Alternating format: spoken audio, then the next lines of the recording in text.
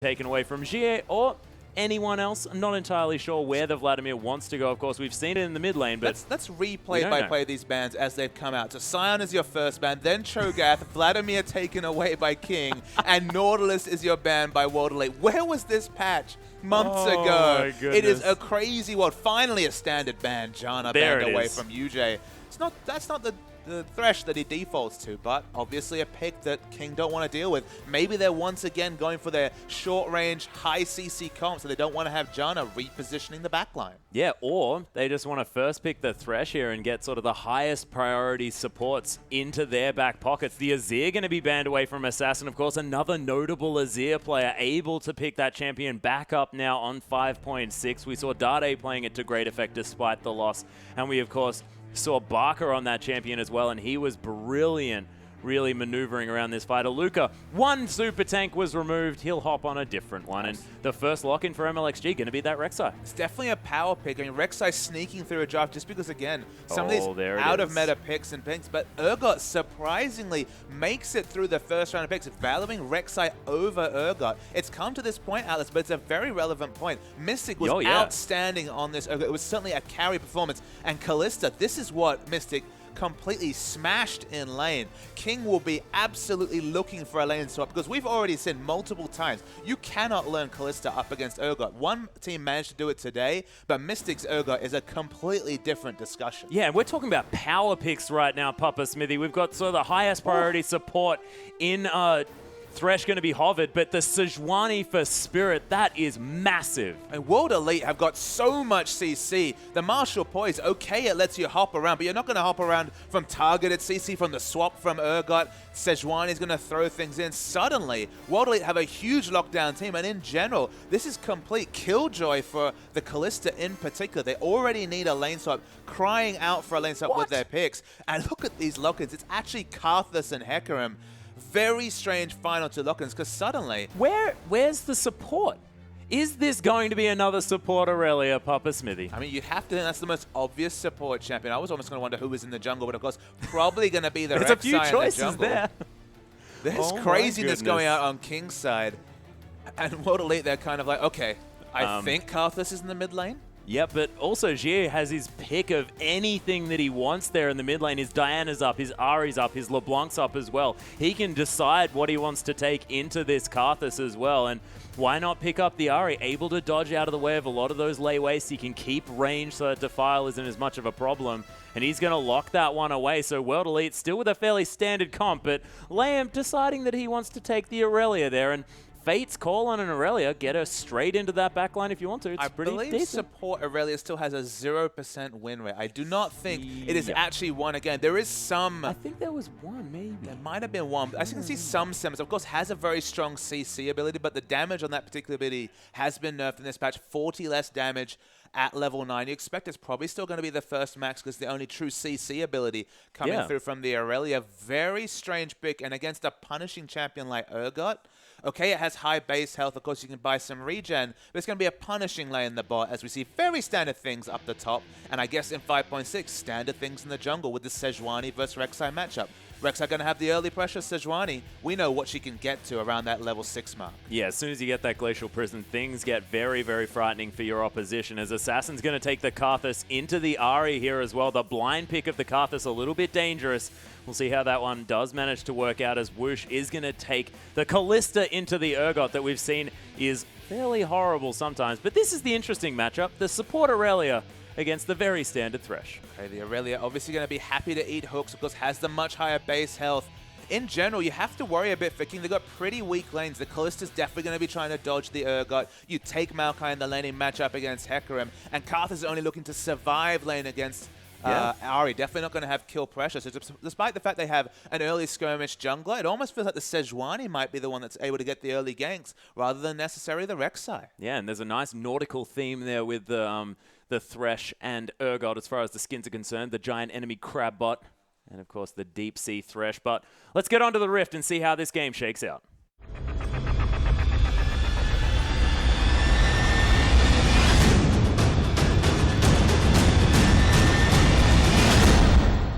And here we are, ladies and gentlemen, with our last matchup of the evening. It is going to be between King and World Elite.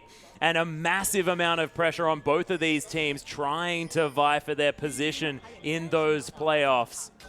And already some very defensive starts, not going for any lane swaps thus far with any deep warding, you have to think, but we'll see whether that is going to be changed, as King probably don't want to put Whoosh up against this Urgot that Mystics managed to get. And I'll stop short of calling this a must-win for World Elite just because of their 2 remaining series, they actually have probably the easiest run of these teams competing for those last spots in playoffs. We're talking about matches against Energy, Pacemaker, and Gamti. They're actually the only 2 teams below them on the standings. So very winnable games left for World Elite, but if they don't get a result in this series, specifically if they're 0-2, they're basically hoping and praying for other results. And you never want to put your playoff faith in the hands of other people. Put it on themselves, win at least the first game, as we see some shocked fans in the crowd. They're just as scared as we are about this potential game, because if World Elite lose the first game, suddenly they'll have it all to do. They need at least a point, because giving King 3 points is just probably the biggest situation they have to avoid. Okay, you usually focus about your own points, but King getting 3 points basically cements them, and that's another playoff spot that will be basically unattainable for World Elite. Yeah, and there's a lot of teams as well that are very, very desperate to get that spot, and World Elite, of course, really need to be able to get through here, and this is one of the winnable matchups that they have that can really get them up there. So we'll talk a bit about this matchup, sorry to cut you off. The big thing about Urgot is that he's surprisingly weak at level 1. He definitely doesn't have a lot of lane push. Both these champions are definitely auto-attack focused at level 1. The Rend for pushing on Whoosh's side. Urgot's pushing. It's only when Urgot gets a couple of points in Acid Hunter and then, a point in Noxian Crocious Charge around level 3 that he really starts to be the obnoxious laning champion that we remember. Pushing in an Urgot is one of the best ways to deal with him in lane, because Urgots love to pick up armor penetration, don't necessarily have a lot of fight AD, but the level 2 advantage, it's come to King, and they might actually have quite a significant amount of lane control in these very early levels. Yeah, they're trying to get there as well. Whoosh actually going down very, very low, but Lamb able to Blade Surge his way in amongst this one. Now has a couple of these abilities as well. Doesn't need to worry too much about that hidden style, of course, because he's just not going to be hitting too many things. Mystic has no mana regen, is having to use his Q, the Acid Hunters, just to clear the waves. Doesn't have as much AD as we're describing, as you want to pick up armor penetration, Reds or Quins as much as you can take. And Urgot having to use his mana for lane control is a bit like a Corki having to use his mana and his Phosphorus Bomb to trim waves. It means that once he starts to scale up level 3, level 4, he won't have quite enough mana for Harass as MLXG. Yeah, actually, there's the flash coming through as well, as Jia is in a lot of trouble. The flash forward from Assassin, and first blood for the Karthus. Takes a couple of turret shots, but doesn't care. And MLXG already with so much pressure. And that is a scary first 4 minutes for World Elite in the bottom lane, getting pushed in their Urgot lane. And in the mid lane, Karthus getting first blood. Hyperscales in the late game with his AP. Of course, his Requiem always hits 5 members, so it's always damage relevant in a fight, even if he falls down. Okay, Urgot finally managing to get some lane control on the bottom, but Ari falling down, no flash, no ignite. Definitely not going to be the safest champion. Karthus doesn't have flash himself. I'm expecting Spirit to definitely show some presence in the mid lane, because you have to say, MLXG is already making a big boon getting first blood on his Karthus. Yeah, and look at this, the spectator as well has noticed. Assassin went back and picked up a Giant's Belt. So this Karthus is definitely going to be healthy in this lane, and going for obviously one of those Ryle's Crystal Scepters just to make sure that he has as much CC as possible. Ryle's is a wonderful item on Karthus. Of course, if you hit the Q, if you clip the Q on the only target registered on the lay waste, then of course you get the double damage that comes from the Q, but you also get a single target slow, and because that ability is on, what, a 1 second cooldown, you do have perma CC between that and of course your wall to ensure that you hit your lay waste. The ultimate also applies slow as well, but this is all just to give him laning options against the Ahri. That's the big consideration here. Didn't have enough gold for a Catalyst, so what will the build be? Will it maybe just be a tier after the Giant Spell? Because you're going to need some form of mana regen. I guess you could avoid it, but then you're basically completely blue reliant. And the crazy thing is, if a Karthus doesn't build any mana, doesn't have blue buff, and you kind of let him run through his mana, you can just not kill him, and he just can't do anything. Yeah, well, that's the thing, and I'm a little bit confused about that pickup, because of course he does like to get these setup items. He loves to have the Rod of Ages, he loves to have the tier as well, but not going to be the option that Assassin's deciding to go with. And he was one of the players that managed to pull out the Cho'Gath first. He has been changing up this meta as well with a lot of different ideas, but we'll see whether this Riley's rush, by the looks of things, is going to work out here for Assassin, or whether he just had 1,000 gold when he went back and just wanted to capitalize as much as he could. Well, follow this leap of logic with me, Atlas. We'll go on a magical journey of theory. I'd love to. I love going game. on magical journeys. There's no with you. PYL, so no true magical journey, but a theoretical magical journey. Not a magical nightmare either, I hope. But let's see if my reasoning holds together. Kallista's definitely going to have to scale up against Urgot. You give the early scaling advantage to Urgot, would you not? Yes. Absolutely. He's definitely going to have the mid-game power spike. In the top lane, Hecarim has quite a high item floor as well. He needs Trinity Force into tanky. So Maokai especially can build Catalyst, can build Glacial Shroud, can build cost-effective tankiness. So again, he'd have an earlier power spike. If you're building Tyr and Rod of Ages, you're opting into 3 delayed power spikes. Only really Rek'Sai having an earlier power spike from the jungle, which is not really a relevant factor. I feel like maybe Karthus is just looking for as many stats as early to ensure he's at least not dying in lane, and maybe just a Tyr instead of Tyr Rod of Ages to ensure that his power spike is early as MLXG. Oh yeah, usually actually getting caught out here as well. The Ignite's on. There's the Requiem as well. Assassin's going to be able to lock down the kill. Heal not enough, especially with that Ignite. And King, again, so much power. And MLXG, he has leveled up as a jungler. It was a reactionary heal. He should have noticed the Ignite and just saved that summon selfishly. Again, Karthus picks up another kill. His power spike is going to be much earlier if he doesn't opt into Rod of Ages. So perhaps going for an early focus build might help King in this early game, because we found in competitive, you pick 3 late power spikes, you're probably going to lose this game in the mid game. Well, unless you're going to have MLXG running around the map, getting advantages left, right, and center. But you're right, that hasn't been what has been successful. It's been sort of these mid-game focused team comps, and also having at least a bit of insurance to help you out through this earlier stage. And Assassin decided he wasn't. Actually, he did go back, picked up a late tier, and does have that amplifying tome as well. So I'm not entirely sure what Assassin really wants to go for. Look, he needs mana sustain from somewhere. 700 gold is a much smaller investment than the Rod of Ages. And again, not going to be scaling. There's not going to be any mid-game lull. If he gets a 12, 13, 14-minute Rylai's, which is looking very possible at this point when he already has the Giant's Belt and the Amp Tome, at least he will have some lane presence. The solo kill pressure from Giat won't be there, and Karthus will be one lane where King have pressure, and one lane that MLXG doesn't have to relieve pressure from. If you have 3 losing lanes and Rek'Sai needs to be everywhere, even with a global ultimate, that's just not something you can do as a jungler. So I really like this coming through from Assassin, because again, you go tier Catalyst as a Karthus with 3 losing lanes, with pressure in every lane from World Elite. Statistically, historically, you just don't win games. No, but you can see Mystic now able to have complete control over this lane. Has gone back, picked up that tier, as well as a couple of long swords, going towards that Brutalizer as quickly as he can. And of course, we've seen a few things out of Urgot as far as what the first buys are, and it seems to me like when you cannot afford to pick up that Manamune straight away, you want to get that Brutalizer as soon as you can. I mean, Brutalizer is going to do so much kill pressure. At this point, we can't tell how much cooldown reduction the Urgot has from runes. Some people are picking up those cooldown reduction blues, because cooldown reduction blues per level will give you 15% CDR at level 18. Of course, you can take 5% flat CDR from your masteries. So again, people have really been experimenting, but Brutalizer has so much kill pressure. Again, if you can't get that Manamune as a straight buy and start stacking super early on auto attacks, Brutalizer gives you a lot more lane presence, and of course brings your cooldowns lower. As well to lead, they're translating this bottom lane pressure into an early dragon attempt.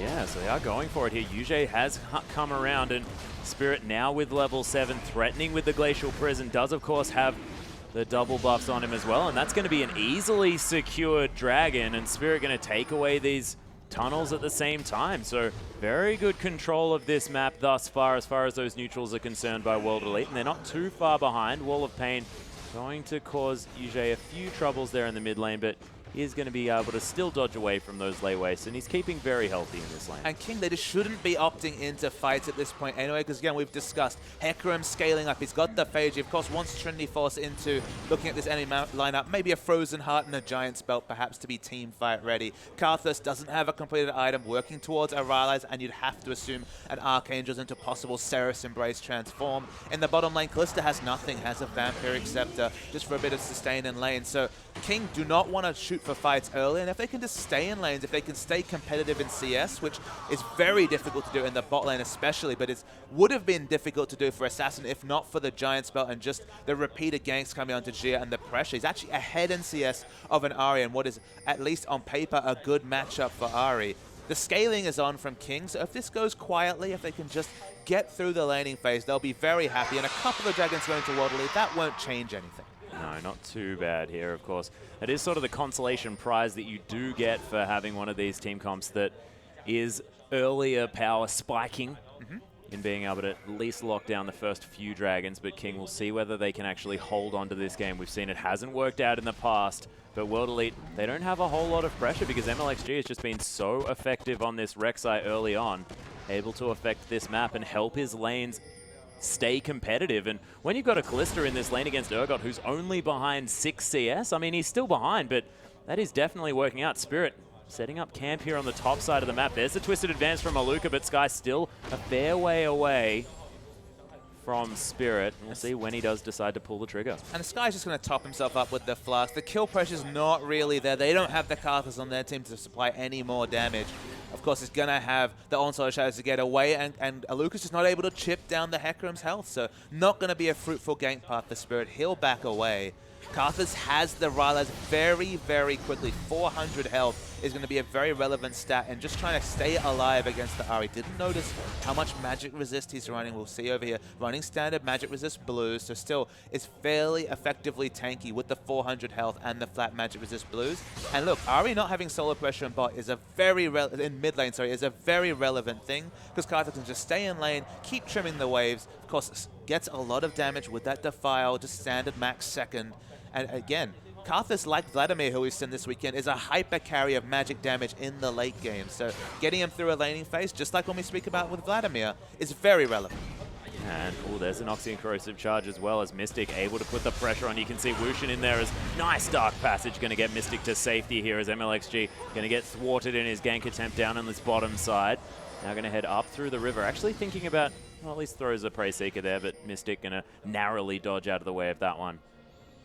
And everything calm again. World Elite's thing they want to do this game, you look down the lineup, they do have the 3 ranged auto attackers, so sieging, while not simple, you know, with a 425 range 80 carry like Urgot, it's going to be very, very difficult to siege down turrets. But Ahri has a decent ranged auto attack. Thresh will help out as well. They're still looking for team fights, looking to get advantage, they're looking to get some turrets and start some snowball, because we've discussed a few times the scaling advantage is with King, so you want to start to get a global lead where you can. The global lead's certainly not there, as Mystic's aggressed onto. Oh my goodness, actually the Equilibrium Strike stunning Mystic for quite some time, and the burst to come through from this Kalista, and of course the Aurelia as well. Not used to talking about that in the bottom side of the map. Is actually MLXG coming through for the dive. Here's, in fact, the teleport as well. Fate's Call on Mystic gets him knocked up as Wushin was tanking the turret. Mystic actually coming forward and picks up the kill with the help of the Ignite from UJ and Assassin. He'd even roam down, and when a Karthus beats an Ahri in a roam, you know something's going right for your Karthus. You know how he did that, Alice? I believe he's running teleport in the mid lane. Oh, he is. So he had even less kill pressure than you. Doesn't even have an exhaust to try and hit those layaways, so it makes sense why he picked up Rylai's. And it shows how important it is that that first gank was successful, because opting into a counter matchup with teleport, not even a combat summoner, was a cocky thing to do by Assassin. He almost loses his turret, but man, if I had noticed that teleport, I would have been singing the praises of that early jungle pathing from MLXG, because this could have been just a complete wash in the mid lane if Ahri ever got ahead. Yeah, it could have been an absolute nightmare, as Lamb actually heading back to this mid lane as well. Yujay is going to be there, both of our supports just having a little bit of a roam around the map as the AD carries went back to make their purchases. Mystic does have, in fact, a pickaxe as well as the Brutalizer and the Manamune, so massive power up here for this Urgot, as Lamb actually going to find UJ here as well as MLXG comes around. They actually get the stun down, and the Requiem's there as well. That's a lot of poke damage. Of course, it's a no sustain lane, so may as well just throw it out for some damage. I felt that was just a communication error. Karthus must have thought that there was kill pressure coming through. He only has a Tyr and a Rylai, so no semblance of CDR. Level 1 Karthus ult, very, very long cooldown. Actually, might have just pinged level 2. Not sure if it was a level 11 at the time. Regardless, going to be over a 2-minute cooldown for no kill pressure, no assess, no kills. Yeah, and MLXG staying around this bottom side as Mystic and Whoosh just chilling out in this lane, just farming it out against one another. The Bloodthirster first has been started up here by Woosh, and of course Crystal opting for that one when we saw him today on the Callista as well. I'm fascinated to see where he goes with this next item. Of course, Deft yesterday as Callista versus Urgot, actually in both games in that situation, was running the Phantom Dancer as the second run, going for the single target build. There has been a little bit less of the Bloodthirster into Hurricane, despite the fact that you have a huge early power spike with those two items. Actually, in this situation, despite being against multiple tanks, I quite like the Hurricane second, just because you've already got all the AoE damage coming through from Karthus, that the Ren sets are a real big possibility when everyone's taking guaranteed damage from the Karth. Yeah, actually, MLXG turning around onto UJ here, lands a brilliant charm onto Assassin, but of course can't go 2v1. Does get some answering trade damage though, and G8 still in contention here in this middle side as Morellonomicon completed, as well as that Blasting Wand as well. Doesn't have any boots just yet, but of course with that Q, with the Spirit Rush as well, you're going to have enough mobility. As a bit of a sneak in here by MLXG. Does like to check out this dragon every now and again. Though. He has been discovered. Spirit is around. That Glacial Prison hasn't been used yet this game, but he does have an opportunity to use it now. The knock-up there available from MLXG as every member is in here. The knock-up's coming down. Mystic's going to take down MLXG in this fight, but the Assassin right in amongst everything. The swap onto Woosh right into the middle of everyone as World Elite scattering to the wind now. As there's the Death Defy to come through from Assassin. He's finally actually dead now as Wushin and Sky still with control of this one. It was a 3-for-2 though, and World Elite now looking to try and turn this one around despite not quite having the health available to get it done. And King sort of not working out exactly what they want to do with the fact that they semi-won that fight. But the big thing was, Atlas, they did not have Requiem available after it was used about 60 seconds ago. It would have been a one-team fight if they could have channeled the Requiem. They're actually going to start the Dragon again. Remember, it was King starting the Dragon, losing a team fight. But with the backs coming through, they're going to start the Dragon. They should get it. Yeah, they should. 2,000 health now. Does have the Smite available and going to lock that one down. Of course, the Balmy Cinder on the Rek'Sai as well. MLXG has so much extra health, and of course that burn does a whole lot of work against these neutrals, so they lock that one down relatively easily, evening out the dragons now as well. And only 1,000 in it though, so this is the thing. Of course, MLXG with a fantastic early performance, but World Elite by no means out of this one. And Sky basically got a free lane, as even in CS against him, Maokai has brought a very snowballed Trinity Force. He had that at the last fight, now he adds Merc Tread to the equation. Trinity Force into tanking before any semblance of a gold or objective lead comes through from the early to mid game spiking World Elite. That is a scary thing because the late game power spikes, the Trinity Force, the Rylai, soon to be the Archangels, are already starting to be stacked up by King, and I love the fact, again, we spoke about what the build will be. It will be the Hurricane in the early game, the Trinity Force burst, the onslaught of shadows coming through, and all of the Requiem and AoE coming through from Karthus' Defile, the Ren set potential from Woosh. He could snowball and get a couple of items, and then just late game sell the Hurricane and buy a Phantom Dancer or an Infinity Edge, depending on how his other items shake out. Yeah, and we'll see whether he actually gets enough gold to have sort of that level of disposable income, but of course, if it gets to that stage, you have to think that Wushin probably able to do that, and Aluka not even going to be the super tank that he otherwise would be, that could actually thwart this Callista in what she's trying to do. Spirit now paying a visit to Sky, who's able to charge his way out of this one. The teleport actually coming through from Assassin, though, cancels it. Communication again. We saw with the Requiem, now with the teleport. Obviously, if the teleport was being channeled, they wanted to re-engage. They had the ultimate for disengage. Speaking of being caught, Jie. Yeah, Jie might have been caught, or has he caught MLXG? The Spirit Rush is there, but MLXG so tanky now as well. As this Ahri not exactly having the game that she wants to. The rest of World Elite are around. There's the Fate's Call in the bottom lane, though. Transcendent Blades coming through. Wushin very, very low. As UJ trying to be a menace there at the same time. Oh my goodness, Jie gonna fall down. MLXG picks up another one for the team as World Elite are getting decimated on the top side, but Mystic picks up one in trade in the bottom side of the map. Double kill with the Requiem comes through from Assassin. They couldn't run away from the Rylai's lay waste and gets a double kill overall. This game is snowballing really quickly for King. Yeah, King really doing some work. Of course, not quite showing on the gold just yet as MLXG actually turns back around and gets the backup kill. That was pretty cute with that Prey Seeker. And cool guys don't look at explosions, Papa Smithy. And Assassin has a disgusting amount of gold on Karthus. So snowballed. Now 6-1-1. More global objectives coming through. Sky's being cute. He's waiting for these creeps to die and just letting them push back as much as possible. He's not interested in rushing down this turret. Karthus goes back, picks up the Sorcerer Shoes. Probably going to save for a needlessly large rod at this point. With the late game scaling advantage and now a 2,000 gold advantage, things are going from bad to worse for World Elite in a must-win series for them. Yeah, and they need the 3 points here as well. It's not about, oh, we can go 1 for 1 or anything like that. They have to be able to take down these points if they want to guarantee a spot that they're in control of. Otherwise, it's going to be waiting on other teams to lose, making sure that certain things, certain factors are going to come true for them, which is just far too dangerous. If the mind games involved, Alice, when you're sitting there watching the television, hoping for a team to lose, maybe you have friends on that team, maybe you don't, but all the psychological factors just make the results so much harder. You want to control your own destiny. And World Elite, it's looking like it's going to be a struggle because this first game has definitely been in the control of King. From that first successful game from MLX, who's been everywhere on Rek'Sai. He has been, and Gia is going to be able to clear out this pink ward, but not going to find the gank as Whoosh, he's going to head back, pick up that the Runan's Hurricane there as well. So he's already at his 2-item power spike that you've spoken so fondly of. Having that that Hurricane is just fantastic paired up with the Bloodthirster as well. And look at all the setup damage coming through. Trinity Force, Hecarim. The Karthus, we've already mentioned, is super snowballed this game. If Karthus goes in, dies first, and Callista's in a position to start cleaning up, send the Fates Call Aurelia into the fight, you are going to see some sick Ren sets coming through because the damages, there's no Aegis coming through from World Elite just yet. They need an Aegis to deal just with the Karthus. You never want to have to build an Aegis early against a single AP champion, but Karthus is the one who demands that, and Karthus is who is most snowballed this game. Yeah, and that is just a terrifying thought on its own here as Jie having a woeful game on this Ahri. 0-3-0 has been shut out so far. And he was the one with the counter pick, remember. He could have picked anything. He picked the Ahri into the Karthus.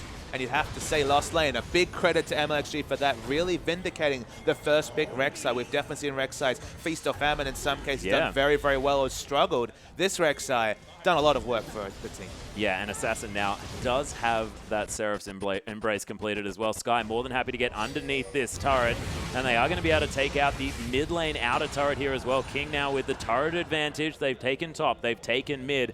You have to think that the bottom lane is going to be the next option here as Whoosh is able to push this one out. But Mystic is still there, and he might be the shining light here for World Elite as far as being able to stop what King are doing in the later stages. Absolutely. He's already shown his proficiency in this champion, beat Deft quite handedly in that World Elite versus EDG game yesterday. Definitely showed the most proficiency on Urgot of the few Urgots that we saw yesterday. Has the Frozen Heart, so he's probably sitting on about 40% CDR at this point. I'll be able to estimate it for you guys shortly, just having a look.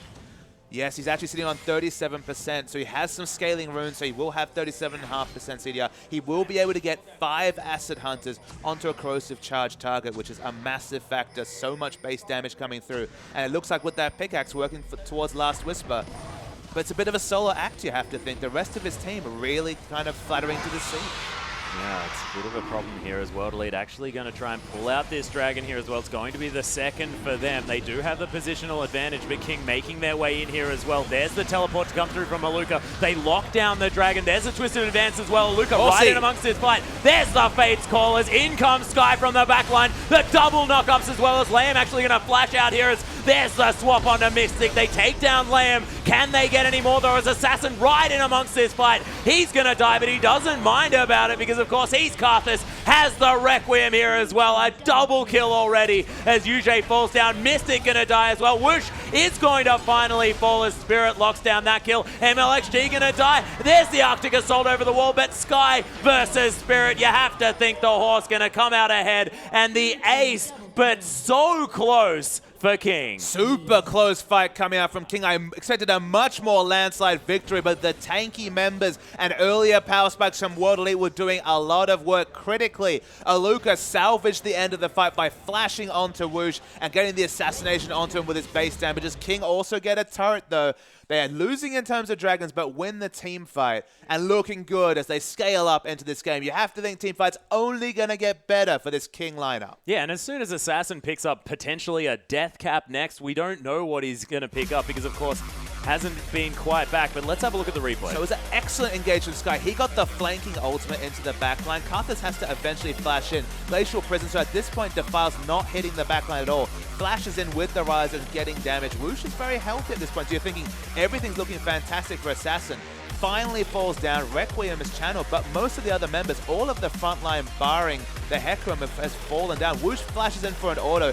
That's his one mistake that fight. It's flashing in, caught by the counter flash from Aluka. Now it's just tanky men fighting slowly. Aluka falls down. Spirit's the last one to die, so King win, but it was a slim victory. And something we weren't able to touch upon just as the fight ended was that Locket was a big pickup. Only had a Kindle Gem, but turned it into Locket before that fight started, and it did so much work against this Karthus.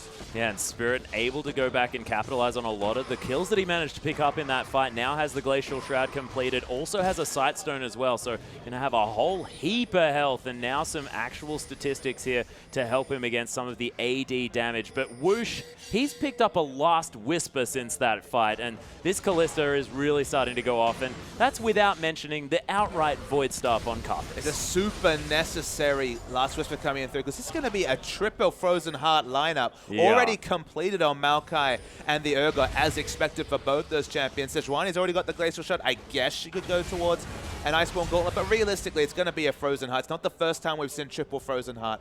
I believe this was already done against TSM by Team 8, I believe, in the NALCS. Triple Frozen Heart, not that unexpected, but all of those doing a lot of duty against Whoosh, and okay, gonna have a bit more armor penetration, but the attack speed reduction, you have to think with 3 members riding that aura, it's gonna hit Whoosh. Yeah, and this World Elite lineup is going to have double Locket as well.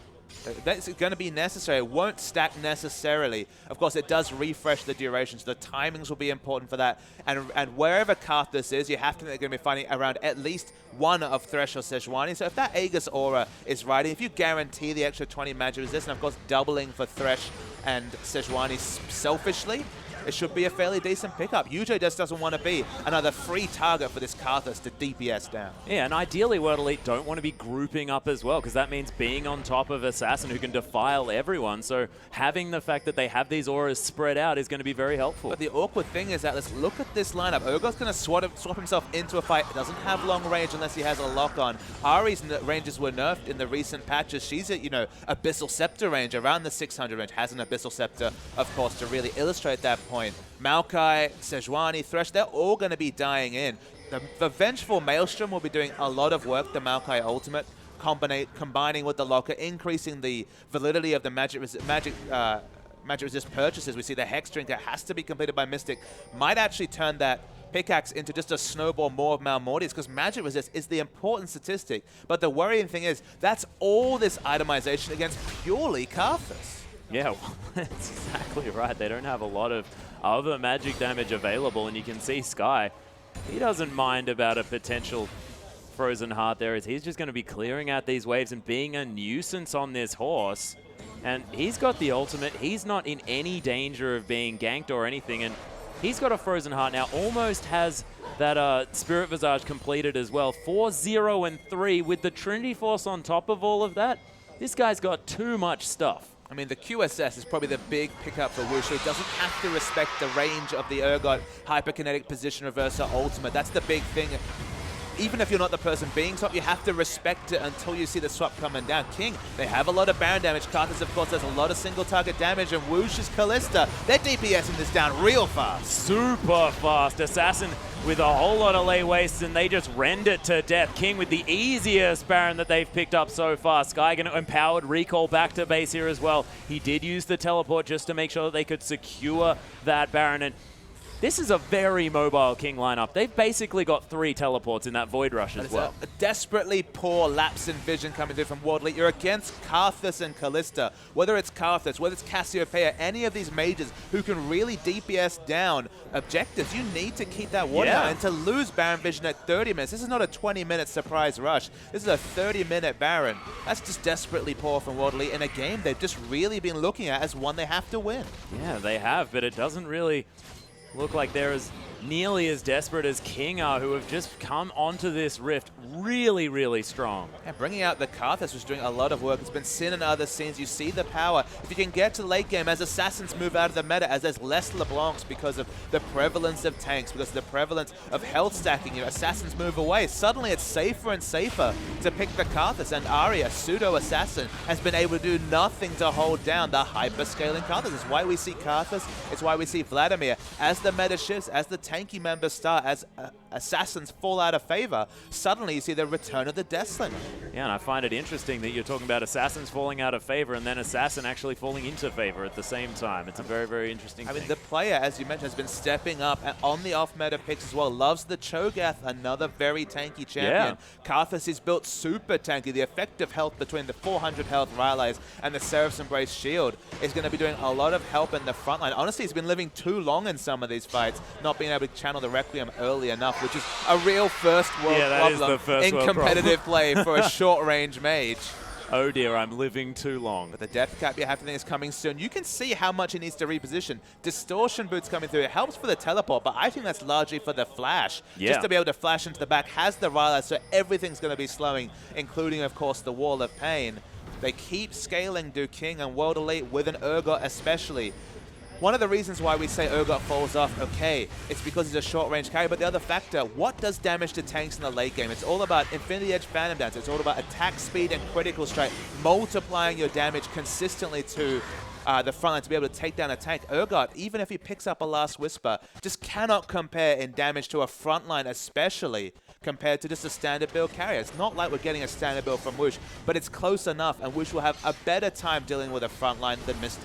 Yeah, Mystic going to take that Dark Passage there away from the Prey Seeker, but MLXG still going to lock that one down. But King, they did manage to get the inner turret there on the bottom side of the map, but have they done enough with this Baron?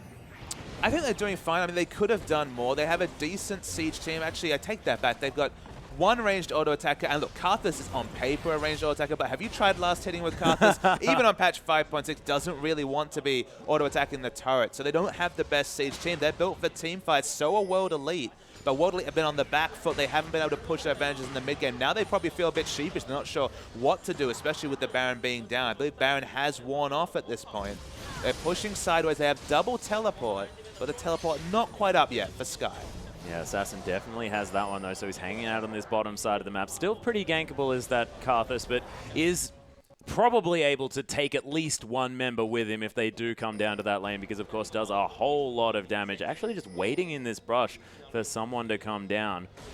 Waiting for the waves to be pushed out here. Sky actually does draw a Luca there towards that top side. Spirit going to be heading back to base, and Karthus pushing out this wave. G8 forced to go and deal with that one, and it seems like King are just dictating the flow of this map. But Atlas, let's return to a topic that I really brought up yesterday, the ward control from King in the enemy jungle. We saw them take down a victory where they had complete control of the enemy jungle, warded up the enemy buffs, never contested for them, so the enemy team still picked up their buffs in that game. I believe it was EDG in that game, but I might LGD? LGD, sorry, in that game. And then a 50-50 bouncer came up. We might see a fight.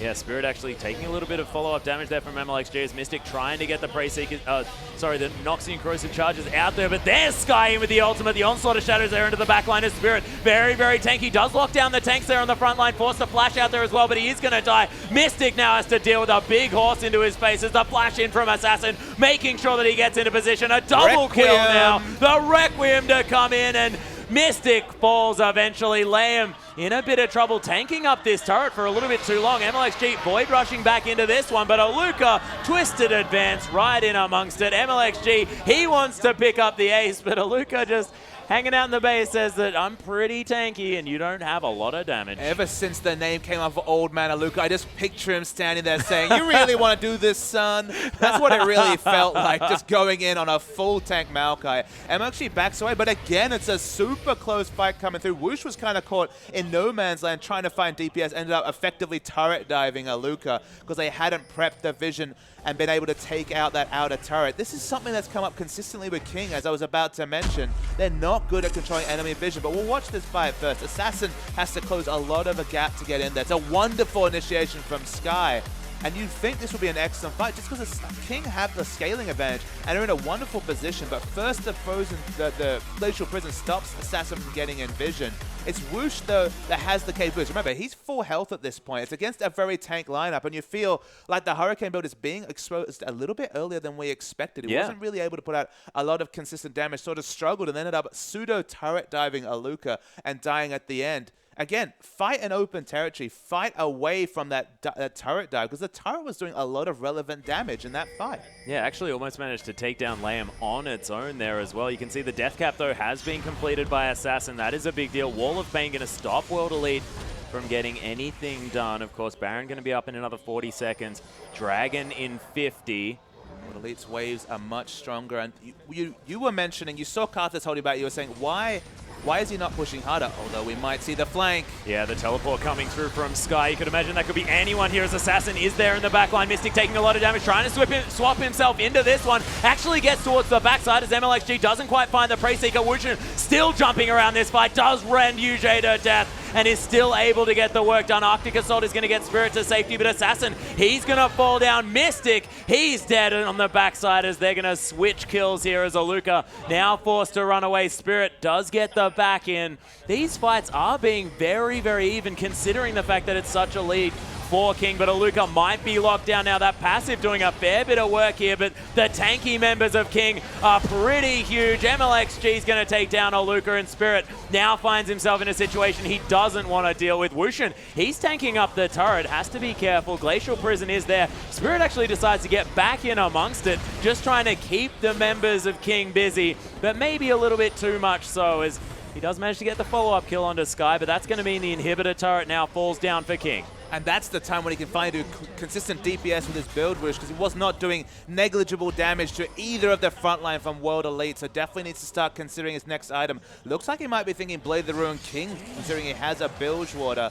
King, they've been poor in prepping enemy objectives. They've been poor in rotations. That's why even with Baron, they couldn't overextend to get any real turret pushing down. They will pick up the Dragon, though, so look, they have to force these overly aggressive fights rather than rotating, which is a bit of a strategic hole for them, but credit to them. They have the late game say, and they're still winning the fights. They are, and they are at a massive advantage here as well as far as that gold is concerned. 13,000 now in favor of King, so it's a massive uphill battle for World Elite. But they have shown that they definitely have the tenacity to do so. Spirit 5, 4, and 8, I believe, is the score there. So still doing quite well on this Sejuani, and Mystic can't go unsaid. The fact that he's certainly looking okay. 6, 5, and 6 on the Urgot. Has the Maw of Malmortius. Also has the last Whisper completed as well with that Muramana transform. So Mystic on this Urgot going to be doing some relevant damage, especially if he manages to take down Whoosh, who cannot dodge those Qs if that Noxian Corrosive Charge is going to land. Absolutely, and has QSS and only has the ability to QSS one of those spells. Mikhail's is completed though. They're going to have to be very judicious with the QSS, because remember, you can Mikhail's the Glacial Prison, but you cannot Mikhail's the suppression effect of the Urgot ultimate. Yeah, precisely. World Elite able to score some vision here around the Baron. They do have the Rift Scuttler as well. As World Elite, they want to get rid of that ward, but they're running out of sweepers here, as there are still a couple of warding totems on the side of WE.